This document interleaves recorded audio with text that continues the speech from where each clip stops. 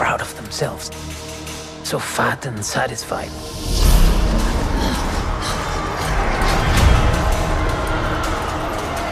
They're everywhere. They're watching me now.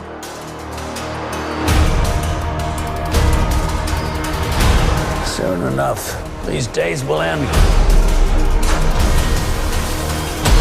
There will be no rules going forward.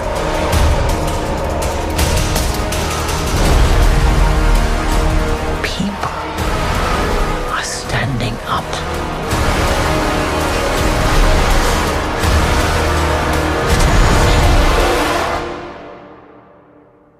That's what a reckoning sounds like.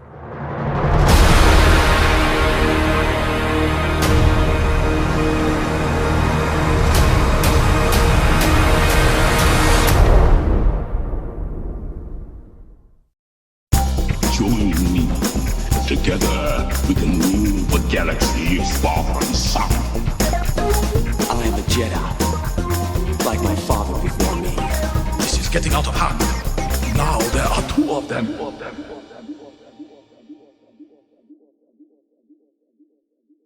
Hello there, Space Wizards, Plastic Spacemen, and Rebel Princesses. This is Todd Hoffman and Trent Hoffman. You're listening to Big T and Little T, a Star Wars podcast.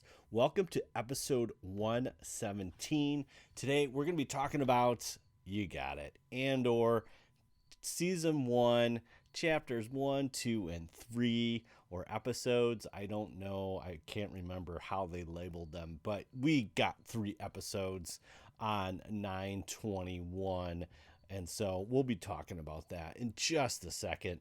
So again, hey, if you're listening to us, we appreciate you. We would love if you would follow us on Twitch, twitch.tv/Big T Little T. That's where you're going to find Little T most of the time. Sometimes it's hard with the podcasting schedule to get him on and me on at the same time. You know how it goes. But yeah, twitch.tv/Big T Little T. We're playing a ton of Fortnite. We just finished the last season, or actually chapter 3, and now we're on chapter 4 or something, or chapter 3, season 4. I think it's something like that. It's great. We're playing. We literally got to, I think, 213, 214 level for the last chapter, and now we had to start everything over, which is our first kind of change in the chapter. And so it's pretty cool, man. We're having a lot of fun. Everything's new, obviously, from a season perspective, so a lot of new little upgrades that they're doing. And so yeah, it's fun. We're having a great time, and so definitely check us out there. Ellie's doing great, Trent's doing great. We're just having fun there, so definitely check us out. Again, twitch.tv/Big T Little T. We'd love a follow. It'd be great in joining us as we play a lot of Fortnite, trying to get some Madden in, and I definitely want to still get some Lego Star Wars in. I have to get back to that. Lots of great games coming up. We're super excited for Gotham Knight, which comes out October 25th, so that's going to be a blast as well. Trent and I are also having fun doing some flag football. We went our local church, Parkview. We are having so much fun there. We have a bunch of kids there, and it's been a great time. And so we got a couple more games that's kind of filling up our week a little bit, which is great. So we got, I think, 2 or 3 more games left, and so that's been a lot of fun. So we're doing that again this Saturday, and it's going to be great. But yeah, having fun doing that. Couple news items since we last talked, man. D23 happened. And we got a bunch of trailers, but it's just weird. We didn't get a lot of dates. I mean, they showed us a Mando season 3 trailer, but they didn't drop a date. They said spring of 2023. Come on, get some stuff, and let's do some good stuff here and drive it home. We got a lot of, but they just didn't drop a date. What the heck, man? Drop a date for us. Come on. So Carl Weathers tweeted the other day, possibly February 2023. So there you go. So we'll see what happens there. Bad Batch wasn't even seen at D23. What's going on? Not even on Disney Plus Day. So I'm not sure. It was originally scheduled for September. Obviously, it's very busy with Andor going all the way to November. So what is going on here? Again, this is looking possibly in the January time slot. I don't know if they got January for Bad Batch and then try to squeeze in Mando. I don't think they're going to overlap. So maybe Bad Batch right off the start in January, and then possibly then what if that's 12 or 16 episodes.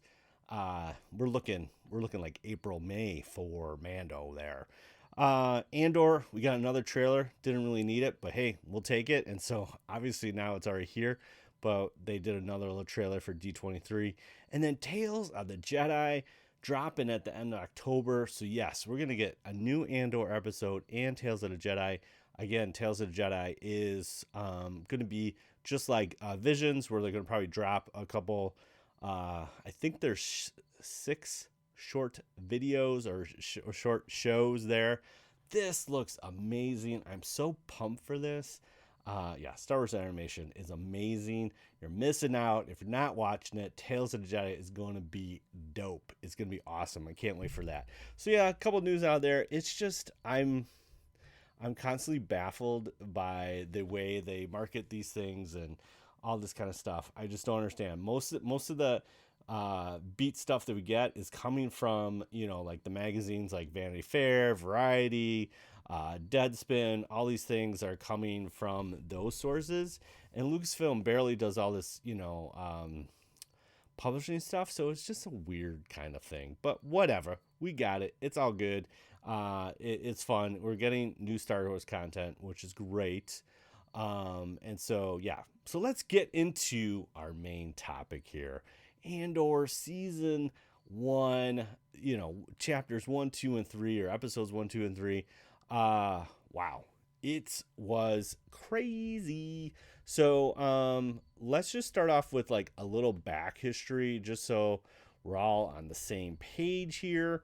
So, there were some rumblings that this was going to happen in 2018 as far as live action, talking about that. And then there were some rumblings too, like this is, Rick Famuyiwa or Faumuyiwa. I don't know. I'm really bad with names. He's one of the ones, directors that did some of the Mandalorian episodes, as well as one of the Book of Boba Fett's.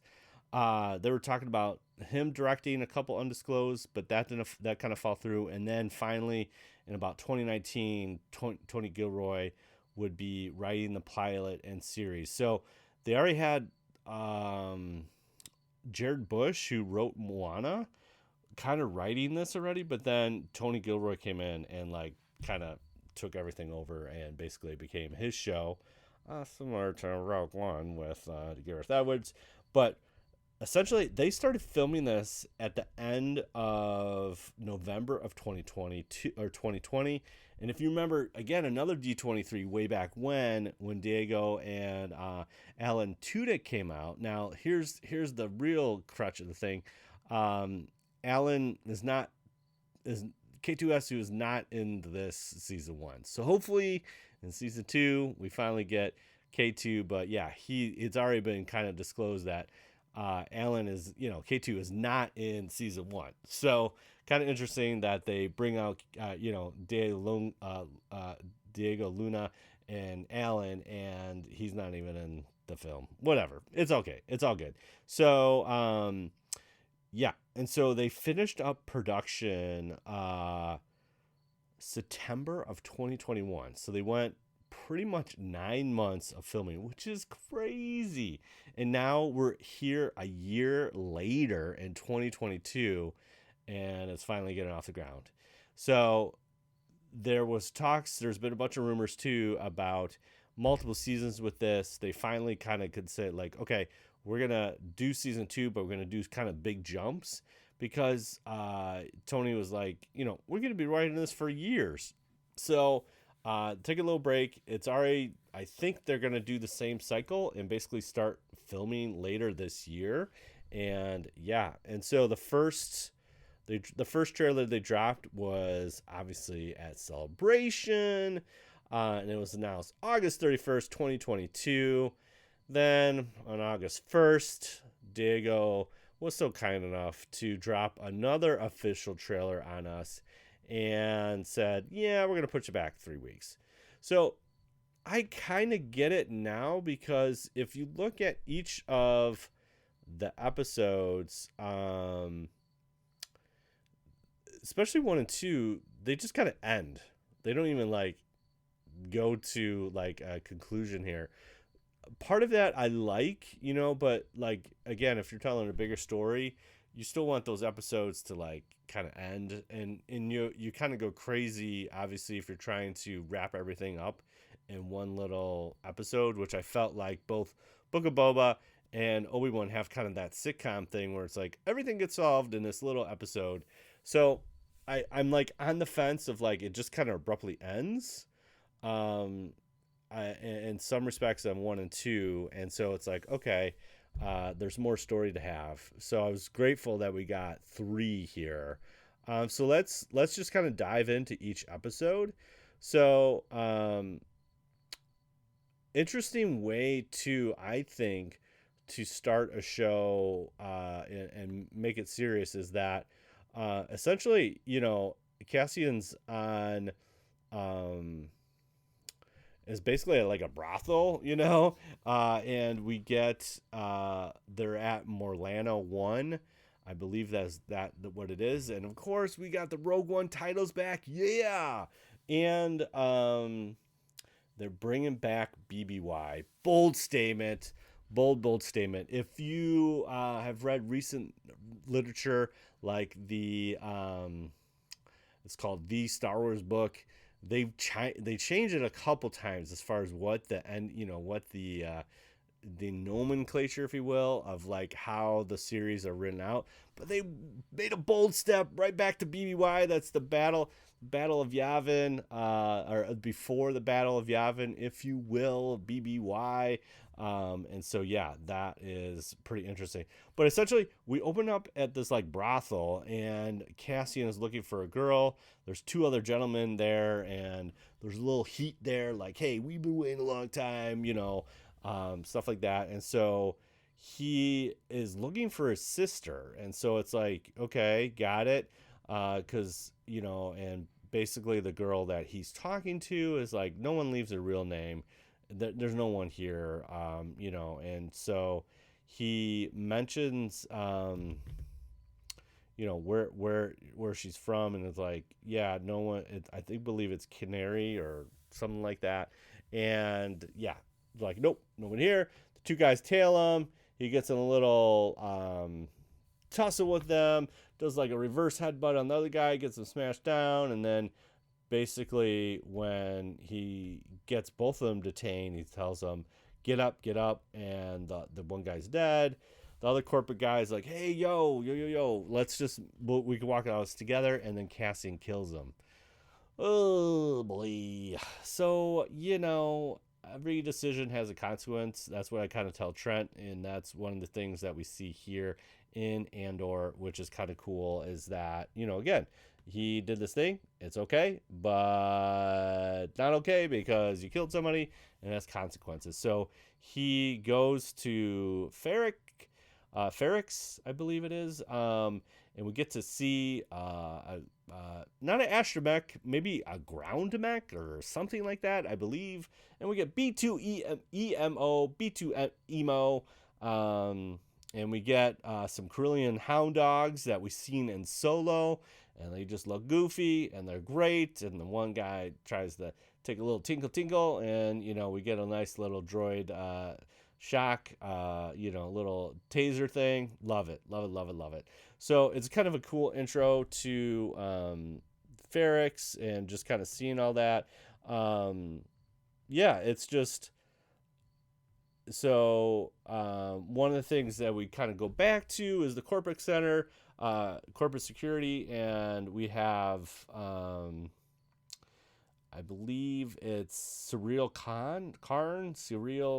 You see, it's going to take me a while to get me all these names right. I'm horrible at names, but Surreal Karn is kind of like the deputy inspector, and we got this kind of like chief guy, and basically, did you read my report? And he's like, yeah, I read your report. Basically, I don't want anything to do with this thing because they shouldn't have been there on the clock, which is true. Let's just cover it up. And Surreal didn't like that. He's like, but I just wrote this report. And he's like, hey, listen, I got to go to the corporate sector. And the less crime we have to report, the less we have the Empire down our throats and all that kind of stuff, which is interesting. We have Andor meeting up with Bix. So Bix is a former girlfriend, informant, got ties to kind of a trades dealer, and we see her fixing on engines. There's definitely a little history with them. We got this guy Tim with 2 M's. That's like the new boyfriend, and there's a little Wabani mentioned there, a little Easter egg. Wabani is the prison camp that Jin's at in Rogue One.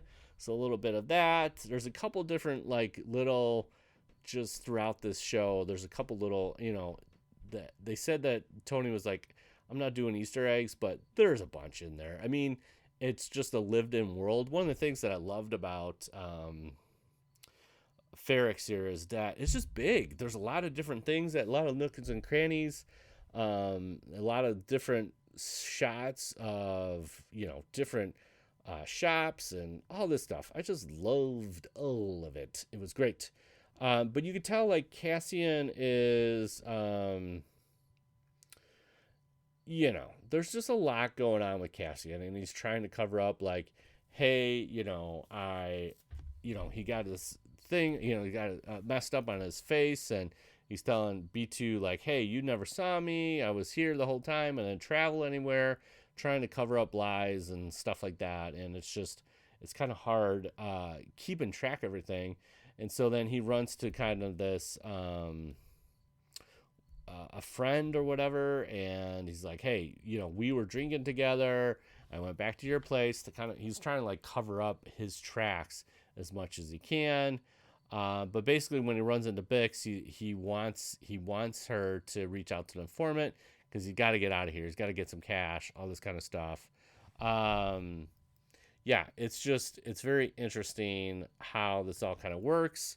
But then we get a little flashback of when there's a group of children kind of investigating. You see kind of this, it's almost like Lord of Flies type thing where there's no adults and there's just a bunch of children, and they talk a different language, and he goes by Casa, I believe, is what his sister calls him. And there's a downed ship, a ship that crashes. And so they kind of do this kind of war paint, and Casa wants to be part of this kind of party to go investigate that ship. So then, as the boss leaves, the corporate sector boss kind of leaves, Cyril is like, hey, let's check out the stuff. I got some leads. And so he's kind of with this traffic reporter dude, and sees this ship kind of with no transponder, and then he kind of gets a lead, and it's interesting that he basically is trying to find out what we can do. He's basically trying to find this murderer in a sense, and he's trying to help him trying to figure this out. I'm trying to think how it really ends. So he's fixing a ship, swapping logs, and basically it's a guy that's security at the shipyard. He's like, hey, our deal's done. This is getting a little crazy for me. I don't want you coming back. I don't want you using this ship ever again. And so then, and basically it shows one little quick flashback of Andor as a kid, and he's kind of leaving his sister behind. And that's it. Episode 1, done. Boom. That's all it's called. Episode 1, done. So it kind of ends abruptly, which is fine. Then we kind of go to episode 2, and yeah, it's just it's kind of cool. It's trying to think. The official description here for episode 2 is Cassian attempts to lay low on Ferrex as agents of the law close in. What? Oh my gosh. This is directed by Toby Haynes and written by Gilroy. And yeah, so there you go. Wikipedia calls this That Would Be Me. And I guess the previous episode is called Casa. Now, again, those titles are not on, I don't think those are on Disney Plus at all, but hey, man, Wikipedia, here we go, you know? Yeah, it's interesting too, because like a lot of these do bleed a little bit. So what we have here is, again, Cassian trying to get everything together as far as like trying to lay low and also trying to figure out what he's going to do and get out of this situation, you know. But it's Surreal kind of is essentially getting more information about Cassian. We finally get an update on Cassian, and you know, they get like a old hollow of him, which is kind of interesting. And he brings in another guy, the Scottish guy, who's like, hey, there's, you know, we gotta use this sword, and you know, we keep it sharp and keep these rebels at bay. And he's like, you know, that's what we gotta do. And so it's kind of interesting. You know, we're kind of outside of the Empire just quite yet. There's no stormtroopers, that kind of thing. It's not the big leagues. We're just like in kind of a mid-rim system. So at this point, it's not true Empire. Not to say that Empire is not big. I just don't think it's on every planet at this point. We get a couple flashbacks here of Cassian again as a child. And we realize if you look at the crash ship, the scientists kind of have these gas masks. There's some stuff oozing out. And yeah, we get, they have, what can I say? They have, the CIS, the Confederacy kind of symbol on them. So what that means is that it seems like they're attacked by the Republic, which is interesting because it's technically the Empire at this point. But yeah, so the down ship, and again, in the trailer, we see a Star Destroyer fly low. We don't see this in 2 and 3, but there's definitely an impression that something's happening here. Cassian goes back to like his house, if you will, and there's an older lady. We see her in the trailer. We get to see Cassian's room with a bantha. Yes, ride it like a bantha, which is kind of cool. We got that, which is it's pretty much the Power of the Force 2 bantha, which I'm totally in love with. But yeah, it's pretty interesting. And basically we get Cassian trying to find out a little bit more information. We have Brix helping Cassian out by sending a message, obviously, to her contact, which is Skarsgård's character, which is great. That's in the shot where she's kind of walking up this little tunnel. That's kind of hidden. She does all these errands. Her boyfriend Tim is a little suspicious, tries to tail her, bumps into some dude, and we can't get him, can't get to her and stuff like that. But she's always kind of sneaking off. And then Cassian kind of finds her at a bar, and they have this moment like, hey, I'm really in trouble. And when that happens, a little before that, Tim sends a little message and puts out like, hey, he's on Ferrex here, and that's where they get the lead. They pull him up, and it all kind of comes together, and like, we're making a trip to Ferrix. And so Tim rats out Cassian, and then but Brix, they have this moment because they both know that something it came out, which kind of complicates things. But then she tells him like, hey, the informant is coming, like tomorrow. He's gonna be here.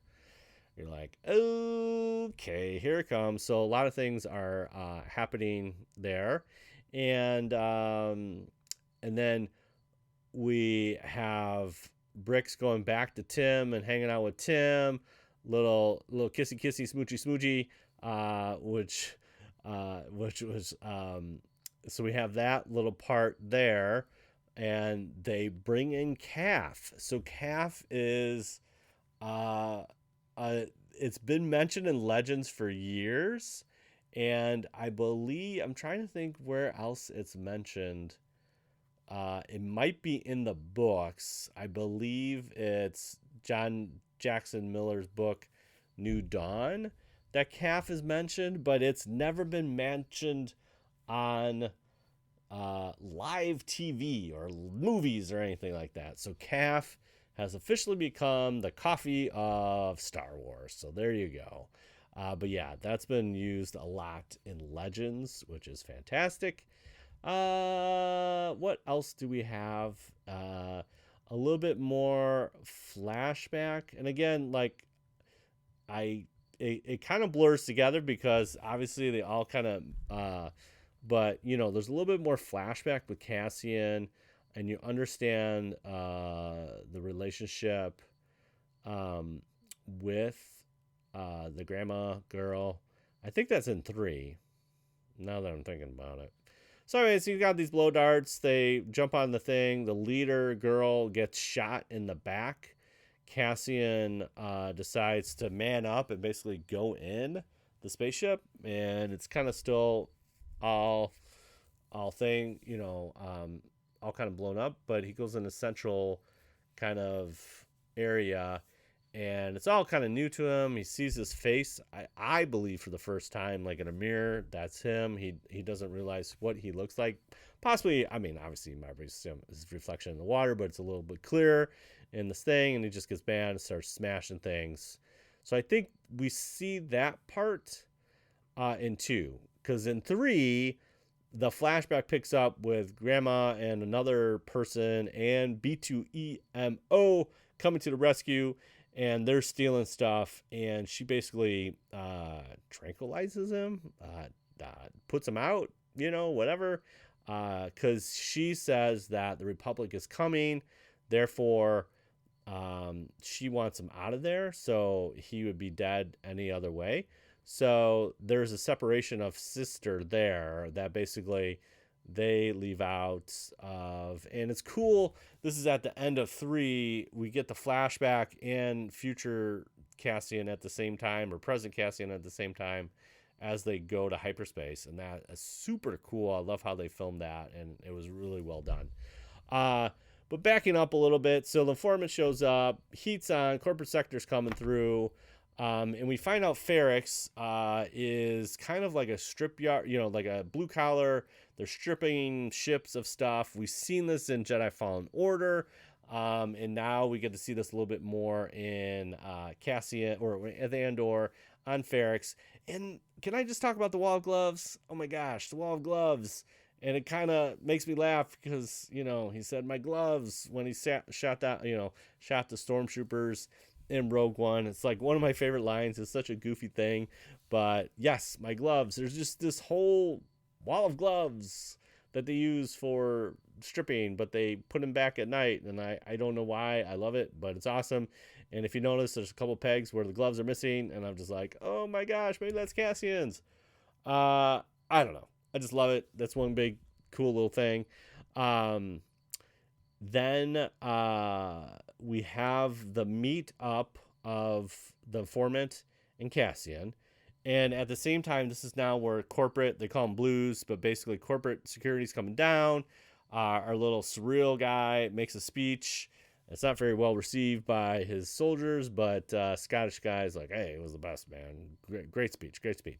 But basically, they're trying to find Cassian, and they go to Grandma's house. They go to Grandma's house, knock everything down, and search. And B2 obviously has a comm with Cassian, similar to what we see with like R2 and Anakin in Revenge of the Sith. But basically, we have them talking to each other, and that gives out his location. We have the meeting with the informant. I forget his character's name. It's so bad, but this is what we saw in the preview at IMAX. So we got to see this scene play out, and then this is also the clip they showed, like a small little clip that they showed online as well. This is basically seen with these kind of huge things chained to each other. I think they're axles, but whatever they are, it's a great scene. And they barely escape. They leave the device there. And really, the informant wants to know how Cassian got this. And that's where we get the line from the trailer. They're so proud of themselves.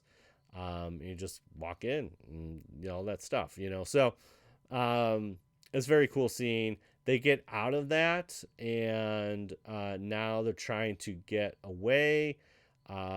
They have this thing we saw in the trailer where it's this guy with the hammers, and he does like, hey, it's working time or it's closing time.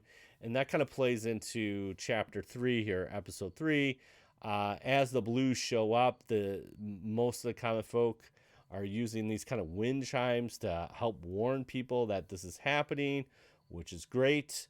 But when Cassian's in this firefight in this thing with the informant, I believe, ladies and gentlemen, we have another Dark Forces reference, which kind of blows my mind, but it's the Bryar pistol, which is the K-16 Bryar pistol, is a sidearm that Cassian Andor uses in this firefight, and I almost lost my mind. It's great. It's as close enough as you can get to the real deal, and I think it's the real deal. I believe they also showed this in Battlefront in 2016, but it hasn't been seen in a little bit, if you know what I mean. And just to see it in live action is like another chef's kiss. But yeah, the K-16 Bryar pistol, man, is just ridiculous. That's a cool Easter egg. There's a lot of little Easter eggs. When the informant is coming into town in the kind of space trolley, we got some Aki from Pasana in the back. We got a couple Force Awakens. We got the steel birds that are pecking at the steel. We got that. We got the species that is also in Nema Outpost, where he's kind of dragging this big thing. He's in the crowd there. We got a Lug of Beast. There's a couple of nice little sequel things. And then a couple things that I like is that they don't overemphasize like showing every alien or droid. There's a couple droids that we just see a side profile, or Tim's like talking to somebody at the counter, and we never see the front of him. I think it's just, they're just like, hey, this is happening. There's people that talk to aliens and stuff all the time. You don't need to see everybody, which is kind of interesting. But yeah, I'm trying to think. We got the Wabani one. We got the BBY thing, which is great. We got the pistol, calf. Yeah, those are some really cool kind of Easter egg stuff. If you've got any Easter eggs, again, I just watched it once. If you've got any Easter eggs, we would love to hear from it. Do it at bigtlittlepodcast@gmail.com. Drop those Easter eggs and let us know, man. We'll read a couple on the episode. Try to find, give us the time mark too. That'd be great, and what episode they are. If you got any cool Easter eggs. But yeah, that the Bryar pistol was a big one for me. I'm like, what? This is amazing. But basically, like I said, it ends with Cassian they're getting out of this Ferrix thing with the informant, and he's kind of moving to this next phase of like trying to fight the Empire in a different way, which I'm super excited to see. I think next week will be Mon Mothma. I think again, if we look at all the trailers that we did see, even with Mando, both for season 1 and season 2, everything we saw in the trailers happened in the first 4 episodes. Everything else is brand new. So I'm thinking all the Mon Mothma shots that we got to see in the trailers, it's all coming down here at in chapter 4, season 4, or not season 4, episode 4, or whatever. So there you have it. Overall, I really enjoyed this. I love how they just kind of jump in. You understand that the lies that Cassian does, it's weighing on him, but he also is a very good person. He's just trying to find his sister. There's definitely a sense of loss there and just trying to find some family and all that. But I really liked how big it was. I liked just the relationships. I loved all the retro computer terminals that are right straight up from the 70s. It just had all those great vibes of Star Wars without being too Star Wars-y. And like I said, the Bryar pistol, the wall of gloves, there's just like those little things that are just so cool in Star Wars. And our Corellian hounds, little dogs with rubber masks. I just love it. Love it all. So yeah, it was great. I'm super excited for this season. Super excited they got me new content. And just equally excited that we got all this great stuff coming next couple weeks, man. It's awesome. Okay. So we're going to continue our series of what is happening when. So this is episode 117. So we're going to look at 2017. What the heck has happened in 2017? Let's find out. We're going to Wikipedia. Oh, yeah, that's right. I guess the biggest thing in 2017 is that it's the 40th anniversary of Star Wars. What? That happened? What is happening there? But yeah, let's just check out the couple months and see what's happening. Let's see. Okay. Oh, we just covered this in WSTR. Saw Gerrera, Ghost of Geonosis airs in January. That's in the Rebels with Saw Gerrera. Great episode with Click Clack, and the thing that you find out in that episode was just so Empire is that they obliterated the Geonosians, and Click Clack is left with one egg left, which is crazy because if you read the novelization of Catalyst, you find out that the Geonosians, not only do we have like Pago the Lesser or whatever giving Count Dooku the plans, but the Geonosians were also, because they were hive mind, they were really good workers, and they helped build the Death Star, and they wanted to keep it quiet, and so the Emperor killed them all. It's crazy. But anyways, Ghost of happens there. Let's see what we got here. Anything else that happens? So we got that going on. Bloodlines from Claudia Gray is published. The paperback is published on January 31st.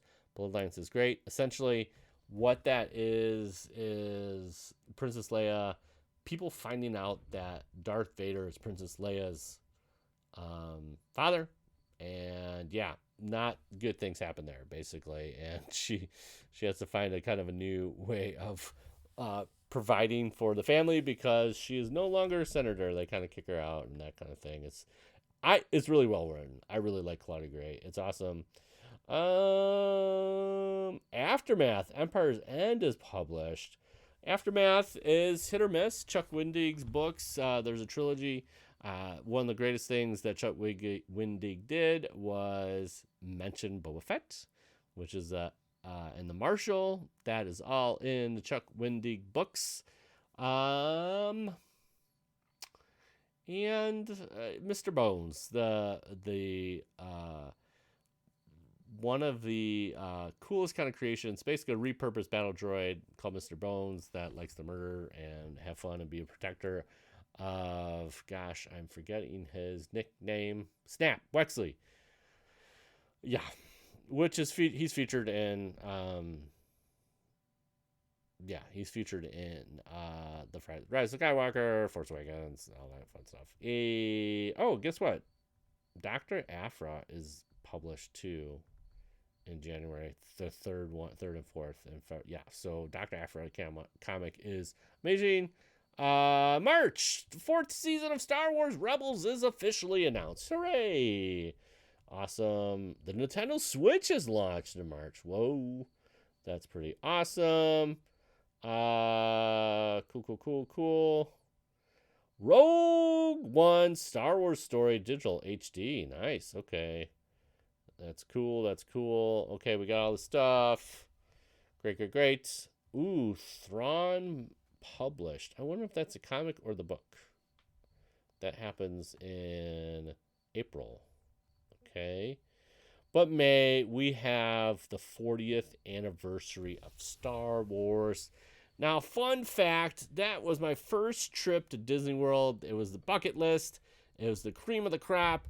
I wanted to go to be in Disney World on the 40th anniversary of Star Wars, and we made it happen on May 25th. And so Trent was 2, Ellie was very young, 1, maybe 2.5, 1, 2.5 and 1, yeah. So we did it. We went there. Mother-in-law went with us, and we had the most amazing time at Disney World and got to celebrate. Got to go to Hollywood Studios at night and celebrate the 40 fireworks with the Star Wars show, and it was emotional. It was great. It was a really fun time. We haven't been back since, but we need to get back there. But it was such a great time to be at, Star Wars, basically Hollywood, Hollywood Studios, and got to check everything out. And it was just cool. It was amazing. Yeah, and Galaxy's Edge wasn't built then, but, it was still cool. So, yeah, 40th anniversary, kind of a big deal there. Trying to see what else is published here. Wow, Darth Vader was published, the first Darth Vader book. Yeah, this is some good stuff. The Darth Vader run is very, really good. It happened in 2017, and we got Aphra going on. Oh my gosh, Marvel is just kicking some tails. Trying to see what else is happening here. Battlefront 2 Inferno Squad is published in July. Okay. So, Battlefront, if you can't remember, that's okay. I'll give you a little history. Battlefront, the first one comes out, looks amazing, but no story. Multiplayer is very limited, but it's pretty awesome because it's Star Wars. Great. Battlefront 2, they promise, hey, we got Iden Versio. She's the bad guy, and you get to play a bad guy in the story. And I was like, oh my gosh, we haven't seen this since like TIE Fighter on the PC, where you get to be the bad guy. Looking forward to it. She makes a switch. She's a good guy. What the heck? So most of the time you're being as a good guy and not a bad guy. Kind of a swerve. And honestly, kind of a waste of characters that they do in there that are featured in the books, but not featured in the Rise of Skywalker. Don't get me started. Ugh. But yeah, Iden Versio, cool character, really like her, but yeah, the swerve was just a little much. But here's the real big thing about Battlefront 2. Right before they launched, they were doing kind of microtransactions, and so all the hero characters were not unlockable unless you played a couple hours or whatever. And so people did the math, and basically it was like, I have to play like 40 hours of video game to get Darth Vader unlocked, and like I'm not playing it. So all the pre-orders came back, they were canceling everything. It like got this huge swirl on Reddit, and everyone was just like poo-pooing it. And basically Bob Iger on the last minute right before it got launched was basically, you got to get rid of these microtransactions like the day before this thing launches. It got that big of a swirl, and it's just like, woof. So that happened, and so it came out of mixed reviews, and it was one of those things too, again, the power of the internet. No one played the game. I mean, there was limited time, but no one really played the game. They were just in a huff about the microtransactions. and basically EA had to ditch it at the last second to make that happen. That was a big thing. Let's see what else. Oh, From a Certain Point of View is published in October. Great book. If you're into that stuff, short stories that are canonical and tie into stuff.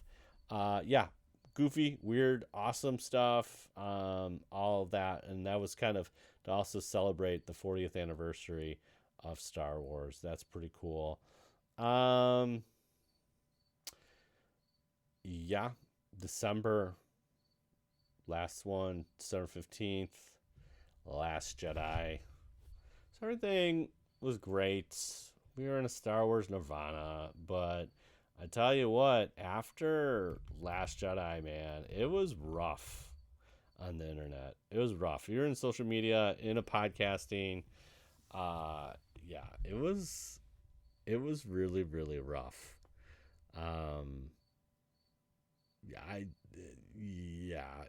That's like an understatement. And on my other podcast, WSTR, we basically our group chat was essentially what was happening on Star Wars, in Star Wars verse, basically. And Aaron and I enjoyed the film. Rutch and Armand didn't, and it just basically became this like divide. And I was like, it was just a weird time in Star Wars. And we haven't been the same since. I mean, Mando's the only thing that brought us back together, I think. But anyways, that's 2017. We could spend a whole lot of time on Last Jedi, but we won't. Okay, there you go. Episode 117. Thank you, Space Wizards, Plastic Spacemen, and Rebel Princesses, for listening to another episode of Big T and Little T Star Wars Podcast. Hey, you can find us on the socials, Big T, Little T Podcast, Instagram, BLILT Podcast, and Twitter, twitch.tv/Big T, Little T. Please follow us on all the socials and the Twitters and the Facebook. Well, not on Facebook, but YouTube, all the stuff. Hey, we got stickers. We got some swag. We got some pins, man. We want to hear from you. So comment, rate, tweet us on Apple Podcasts, or go on the Spotify. Give us a 5-star rating. Send us a screenshot, and we will read the review on the next upcoming episode.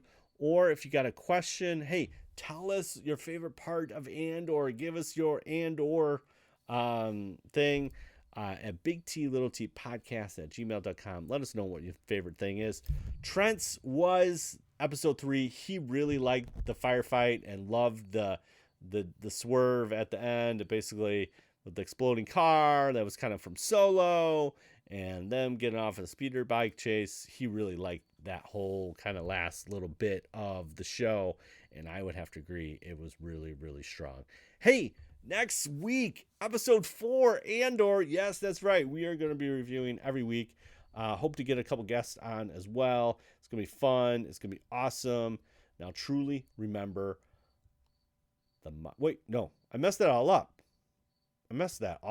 Here, let me start again. Here we go. Truly wonderful the mind of the child is, and may the Force be with you always. Bye, bye, bye, bye. We'll see you later. Have a great week of watching Andor, and keep on watching those 3 episodes. So when we get back to it, it's going to be lit for episode 4.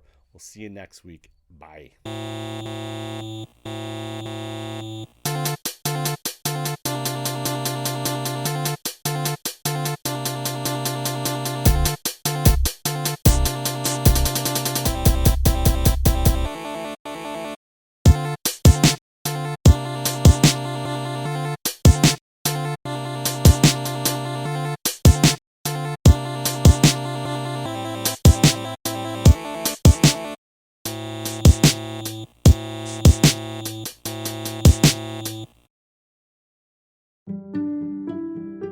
It took me 10 years to make the perfect man cave. And then we took it over. And we made it into the multiversal chamber. Then I started my own podcast. And we took that over too. And we're the co-hosts, the Multiverse Kids. Yeah, and I'm the dad, the geeky dad. And every week, We what? We review the movies, shows, and books, games, and toys. Yeah, and sometimes we even have a special guest. So, join us every week on the Geeky Dad Podcast.